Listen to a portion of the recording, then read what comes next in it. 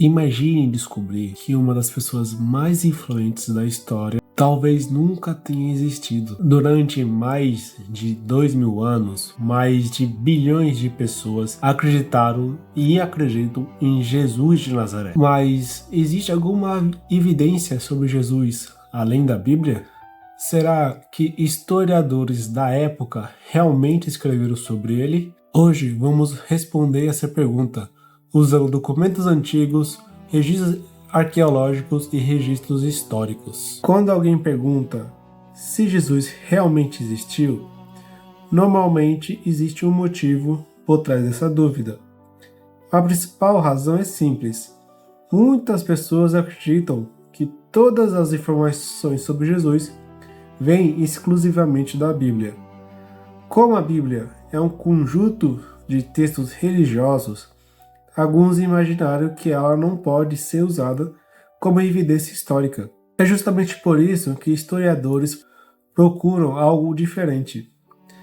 Eles buscam registros escritos por pessoas que não eram cristãs, documentos oficiais do Império Romano e descobertas arqueológicas capazes de confirmar o contexto daquela época. Se Jesus realmente existiu, alguém além dos seus seguidores deve ter escrito sobre ele. E, surpreendentemente, isso realmente aconteceu. Um dos primeiros nomes é Flávio Joséfo.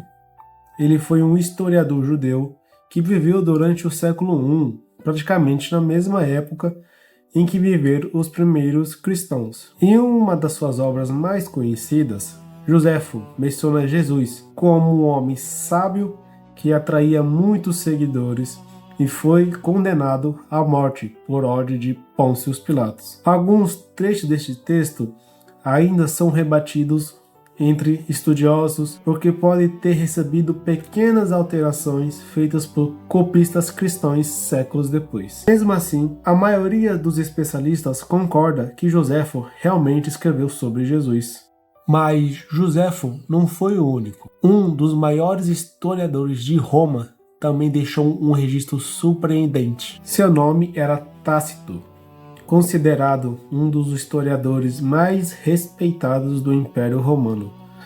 Ele escreveu sobre o incêndio de Roma durante o governo do imperador Nero. Ao explicar quem eram os cristãos, Tácito afirma que Cristo foi executado durante o governo do imperador Tibério, por ordem do governador Pôncio Pilatos.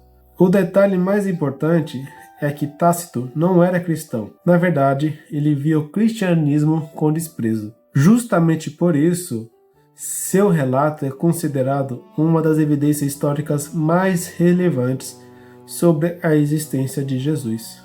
Até aqui, encontramos documentos antigos. Mas será que a arqueologia confirma alguma coisa? A arqueologia não pode provar milagres, mas ela consegue confirmar lugares, pessoas e acontecimentos históricos.